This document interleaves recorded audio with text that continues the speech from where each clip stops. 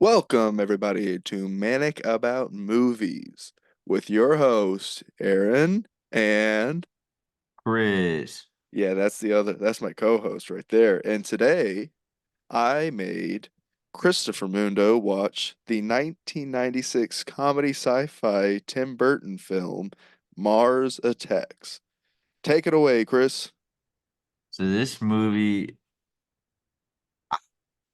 I didn't hate it, didn't love it. It was just once again another great movie to pass the time.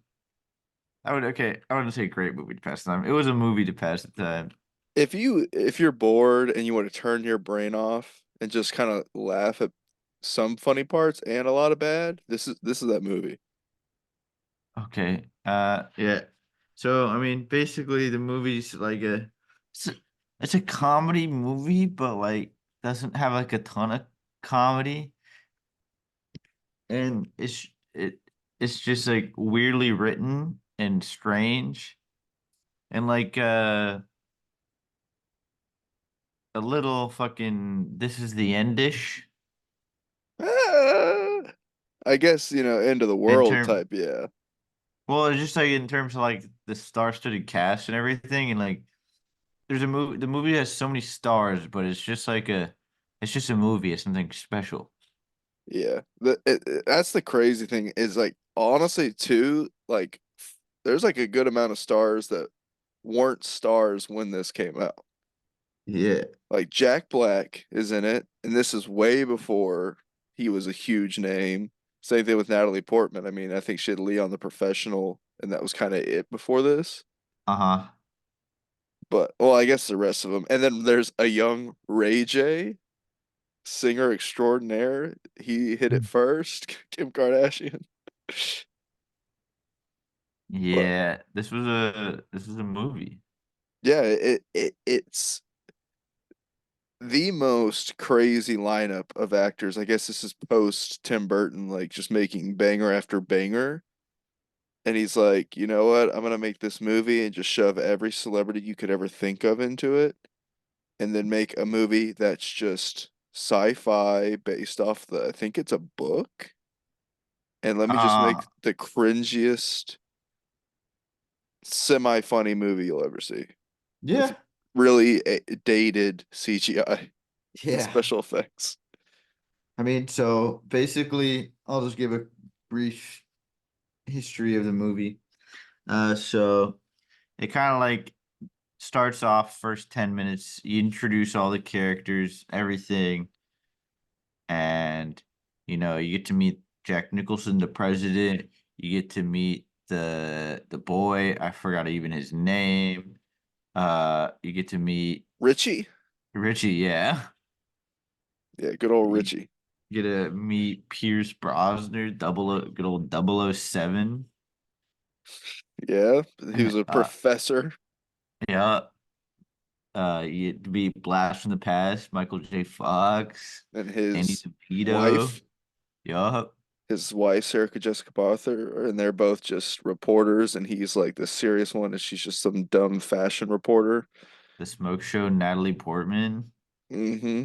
Oh well, don't say that. She might have been underage in this. Don't say that. Don't say that, Well, Chris. no, but her and Star Wars. Sheesh. You're not wrong. You're not wrong. But and then they discover Martians are coming to Earth and that the existence of aliens is a thing. And so as Martians start to head to Earth and they start to try to plan meeting the Martians and having peace talks and everything, and the Martians there, and everybody thinks that everything's going real well and everything, and then boom, a dove happens and that freaks the Martians out, and they start murdering everybody. But then the president, little skittish, he's like, maybe that was an accident. Maybe they just got freaked out because of the doves. So he wants to then have a rematch or reconnect. And so they decide that they're gonna reconnect. Did you hear that? Yeah. It's so annoying. I deleted Discord and I'm still getting that. And so the aliens meet Congress, and then everybody's like, "Whoa, everything is going great." And what happens? Boom, they attack again. But this time they capture Pierce Brosnan, and they already captured earlier the reporter lady. Pierce Brosner gets me every time. Pierce Brosnan, Yeah, same there we fucking go. thing. And so the movie goes on, and you know they find out that they're no longer evil, or they're no longer good, and that they can't side with the aliens. So, but they'll continue his life. And then good old hornball, the press secretary, Jerry Ross, played by Martin Short, he finds a smoke show on the street. And what does he do? As all politicians do, they get real horny and they try to bring him back to the White House. And so they go to the White House, and little do they know that's no lady, that's an alien. So he gets attacked, and they try to kill the president, and they kill the press secretary. And when he goes to kill the president, the dog wakes up, the dog barks, the alien freaks out, shoots the dog. Saddest part of the movie, the president gets captured, but then the bird squeaks, and that's their chance for Mitch to shoot the aliens, and they kill the alien, and everything, and then they just go to back to mission as usual, apparently, because he made it a devout thing that two branches of the government still work, and so the U.S. will keep running. And then this is when the aliens launch a full-fledged attack and start destroying everything. And so the aliens start destroying everything and murdering everybody. The president goes to seek shelter because they launched a full-fledged attack, and his daughter fucking she loses the group, and then he realizes that, and then the other and then the wife, the Ronald Reagan's wife's Yeah, the chandelier chandelier. falls on her and kills her. And he's just distraught. He lost his daughter, he thinks, and his wife. He has nobody left, so he's just in a daze. Good old Jack Nicholson. And so that happens, and then there's the other group of people that they move to, who was it? It's Tom Jones Jim and Brown, Byron Williams, played by Jim Brown, and Annette Bening from American Beauty, Danny uh-huh, DeVito, and some Egyptian chick. I don't know that actress's name. yeah, and they go, and during this invasion, they start trying to go find their way to back to Byron's family, and they start fighting off the aliens because he's a little badass like that, and his kids are badass. They're murking all the fucking aliens, even though they're like 10 and 13. Not all superheroes wear capes. Some could be 10 and 13. Yep. And so they start murking everybody, and they start trying to make their way back to the airport, and then the aliens, while he's in his safety cage, Jack Nicholson, he- the aliens bust in and start fucking going to town. And then when all hope is lost, you know what happens? He gives a fucking heartwarming speech. And they go, the war's about to end, but psych, it was all a joke. And they kill the president. And then they move over to Richie, the third arc of the movie, and he's like, "Fuck this! I'm not gonna die without my grandma." So he goes to save his grandma. She can't even remember my name. Yup, and he goes to save his grandma, and his grandma's big chilling in the hospital. Doesn't even know anything is going on in the retirement home, and she's just jamming away to music. What happens? She's about to get snuck up on and assassinated, but they fuck up and they unplug her. But yeah, she They unplugs her She vinyl. unplugs her vinyl on accident, finding the cure to all this because whoever the I don't even know who the song was, I don't know either. but that song was so bad that it makes all the aliens kill themselves. So all their brains explode. Yup. So their brains start exploding, and we figure out that that's how they stop them.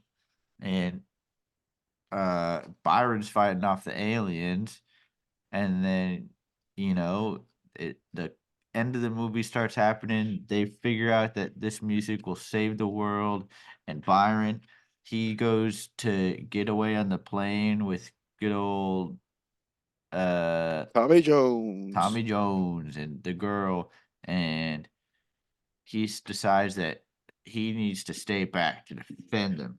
And Byron, the fucking heavyweight champion, starts manhandling the aliens fisticuffs.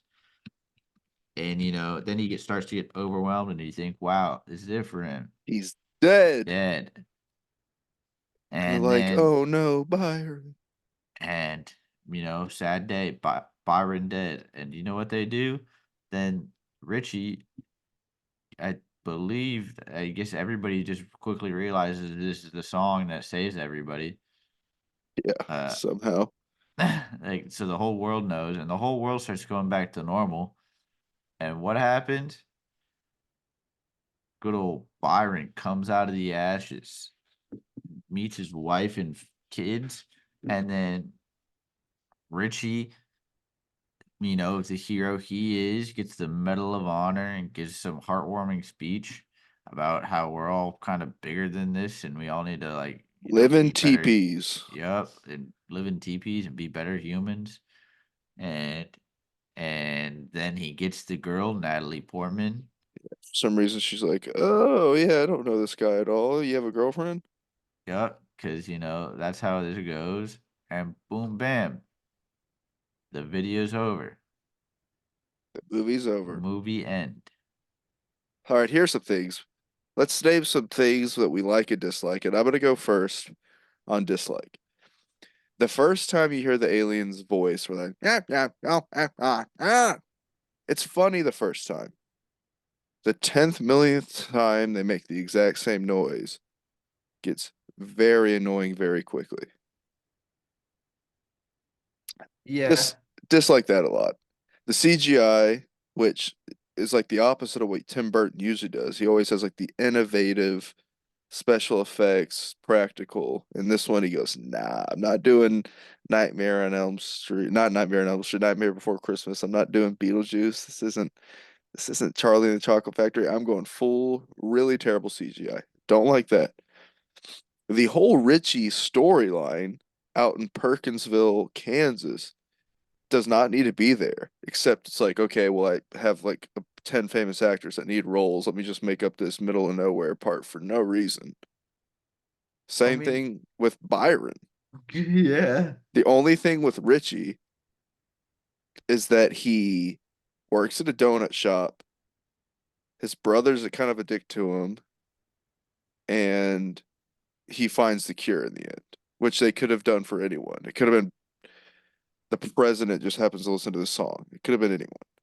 Byron, as much as I love Jim Brown, just kind of sits there. Everyone likes him. He's like, I'm divorced, but clearly me and my wife still love each other, and I got to support him. And then Tom Jones just shows up out of nowhere. I'm gonna just start singing in this Las Vegas hotel. It's not unusual. Annette Not Bening, unusual to be loved by. great song. but it didn't really need to have Tom Jones in it. And then Annette Bening's whole character with Jack Nicholson's second character, this casino mogul, they don't need to be there. She's just, oh, I'm into like chakras and they're coming here in peace. They're gonna show us the way. Yeah, it's a lot of just Well, unnecessary plot lines.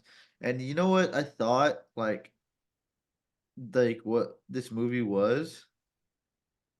I was like, this movie reminded me. Is there another movie that it reminds you a lot of? like movie 43. Independence Day. Oh, I haven't seen Independence Day in a long time, but I thought Independence Day had a little bit more of a coherent storyline than this one. Oh no, no, but like this is like a satire version of like Independence Day. I think they came And out they the exact same and year they came too. out yeah, I looked it up. I was like, maybe like they're like making fun of Independence Day or like Independence Day like just ripped it from it and made it a better storyline. Because it's like almost exactly the same kind of. Like you have your black uh man who's really good at fighting the the aliens. You have the president and his storyline, and then you have your Midwest hero who ends up saving the day as well. And that's the exact same like three main storylines to fucking Independence Day. That's true, I guess. And it's just like this movie just has so many like there's some people that kill it in their roles. Like Michael J. Fox gets killed immediately, and I don't understand that storyline because him and Sarah Jessica Parker just like seem like they hate each other. Where he's like, Yeah. I should have got Pierce Brosnan. I should have got him. I'm a serious news channel and you're not. And then the whole time Pierce Brosnan's just hitting on her and she's hitting on him. And then Michael J. Fox tries to go save her because she falls off and he just gets killed and they forget about him completely. And then once Pierce and Sarah's heads are cut off, they confess their love for each other. It's like Michael J. Fox attempted to save your life and you were married to him and he gets killed, and all of a sudden you're in love with this professor. Yep. I mean, I get it. Pierce Brosnan's way more handsome than Michael J. Fox, but I mean, you're married to the guy, but it's whatever. Um, Byron and the whole punching boxing scene. I mean, they like hint at it the whole movie. He's like, "Oh, I watched you back in '60. You were the world champ." And then all of a sudden, the aliens are going to stop everything to have a fist fight with this guy. And even though every other scene in the movie, they just shoot everyone. Yeah. But those are a lot of the parts I dislike. I mean, I think people that were underutilized and didn't act well, Natalie Portman in this one, she seemed very Yep. monotone. She's just like, I'm kind of goth and I'm gonna eat pizza. And Jack Nicholson, honestly, well, no, I actually like Jack Nicholson. Annette Bening doesn't really do anything of much, nothing I really don't funny. I don't think people really had like a terrible roles in this movie. Like I feel like it wasn't the actors or anybody like that that was really bad. It was just this storyline is just weird. Yeah, I mean, there's some that had no points. Like Christina Applegate's character is just there to like make out with Jack Black for a little bit. And then at the end, you find out she's already sleeping with a new guy immediately after he died. I mean, actors that killed it in their small performances and made the best of it. Jack Black did. He was hilarious. When his death scene, Uh-huh. hilarious. Who else? Jack Nicholson, especially like in his speech and just the way he talks. I mean, he always makes every role good.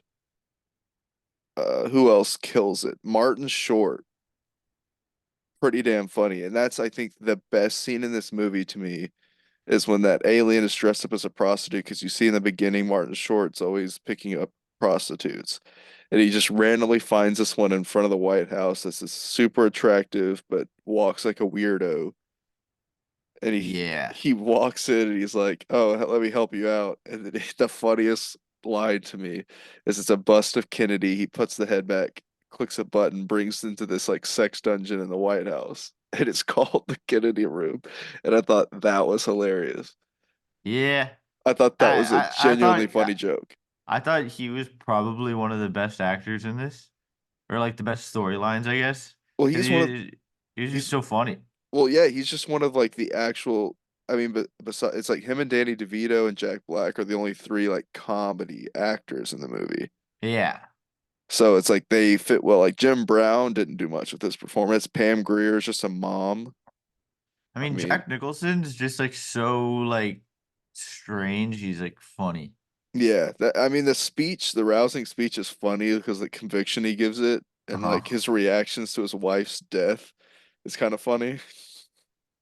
Yeah. But I mean, I love the score. Danny Elfman always does good with the Tim Burton scores. Um, Besides that, I mean, I think Martin Short kills it. I think he's genuinely really funny with all the stuff he does. Pierce Brosnan's not bad. It's just like kind of funny that he's constantly they're highly civilized, intelligent people. They're clearly even after a bunch of people get massacred, he's like, they want peace. Clearly. It was just the dove's fault. Yeah. But I mean, besides that, I mean, it's so off the wall of a movie. Like I never get have gotten bored with it, but I have to Yeah. admit it's not a good film. It's not a good movie, but it's just like I wouldn't be disappointed if I spent my hour and a half like I did watching this. It's like the only parts that I can like vividly remember is that scene where it's Martin Short in that Kennedy room where he's like, "Let's get that gum out of your mouth." And he shoves his finger in her mouth and she just bites it off. And the Yeah. fish, and then it flies into a fish tank and the fish start eating at it. I And then thought she all was gonna eat the fish. Yeah, it was it's such an off the rocker movie. It's Yeah. so weird. Yeah. There's like no point. And like at the end with Tom Jones and Annette Bening, like she's like, we got to go to like Utah in the middle of nowhere. And then they're just all the animals are in love with them and like eagles are flying onto Tom Jones' R and doves are flying onto Annette Benning's. It's like, what is this movie? And Danny DeVito's just there to be like, I'm not listening to you. I'm not listening to you. You're stupid. You're going the wrong way to get killed. Yeah. I'm playing crabs while the world is being destroyed, and who's paying attention to me? Nobody's paying attention to me. Am I the only one playing here? I mean, he's actually funny in his role, but it's very, very small. Yeah. Do you have any final thoughts on I Mars just I'm Attacks? I'm just so like, what did I spend my time watching? Like I couldn't even give like a in-depth analysis of it because it's just so Yeah, it's so weird. It's like off the rocker. It's like a trip movie. This is a movie you have to turn your damn brain off, or you're just not gonna have fucking fun with it. If you don't turn your Yeah. brain off, not gonna have fun with it because 90% of it doesn't make sense. They shoot a nuclear bomb at this thing. A little button. There's supposed to be a camera somehow on this nuclear bomb, like far away from it, following the bomb, and then it gets sucked up by this little thing.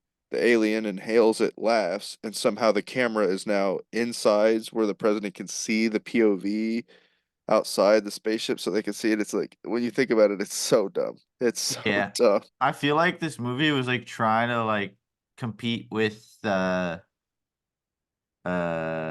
Independence Day. Spaceballs and like Robin Hood Men in Tights and stuff like that, but it just couldn't. Like it was written to like compete with those, but it just didn't have good enough writing to. No, no, it didn't. It was like it felt like he wrote it, just put a zillion characters in there, and he's like, well, I have the clout now to get every famous actor in Hollywood right now, and I'm just Yeah. gonna make a bunch of characters to fit them all in, so I can say I have 10 famous actors in the room Well, at the because same I time. mean, there's so many other movies that have like random big actor cameos, but it's just like they mean nothing, and that's fine because they have like good, good plot lines, so it doesn't matter. I know, I think this is our second one. I mean, Tombstone is the first one I can think of that has like a zillion famous actors in it, and they do all well, or they just have very small, like just side characters. Not, oh, this is a plot line that doesn't make any sense, but we're gonna keep coming to it. Yeah. Byron and Richie. But yeah, out of rate, what do you rate this movie out of five? Give it 2.5. Yeah, I'm gonna give this a 2.5 out of five as well. Yeah. Critically speaking. Now, if you turn your brain off and you just want to have something you can laugh at, like there's a couple scenes where you're laughing with the movie, and there's a majority where you're laughing at the movie, it's a 5 out of 5. Yeah. But But I if you want to I watch a don't good even film, this think ain't it the one. does that good at being that like dumb. That's like the thing. That's why my thing is it's just so meh. I don't know. I really like some of the parts where it's just like Jack Nicholson's sitting there Yeah. confused and being a really bad president and I stuff. think he gave it like his all. Jim Brown did not give it his all. He's just like, I gotta get back to my wife. Natalie Yeah. Portman is just, oh, pizza. Cool. You have a girlfriend? Yeah, You get a Medal of Honor. she's just a teenager in this. Yeah. And the last thing I gotta say is it makes no sense. The grandma does not care about Richie or the brother. And then he goes, my favorite one was Stitchy and says the name wrong and he laughs. So it's like the grandma doesn't even care about him, but it's whatever. In the end, this movie, not a good one. We're Not a good switching it one. up. We're switching it up on y'all. This one's not a good one. Maybe we'll have a couple more not a good ones, or we'll go back to the good ones. Who knows? Yeah, this and Hustle are right there. This and Hustle are like the two worst ones, in my opinion. In my opinion. I know you think differently on Hustle, but these two movies just ain't it. I don't know. Mother wasn't that good. That's true. That's true. That's a good point. We've done some not so great ones. But I think that is it for this week, Christopher. Any final thoughts on this shitball movie? No, sir. Well, adios, everybody. And next week, maybe Chris picks a better movie than mine because it will not be hard. No. Signing out from Mars. Adios. Adios.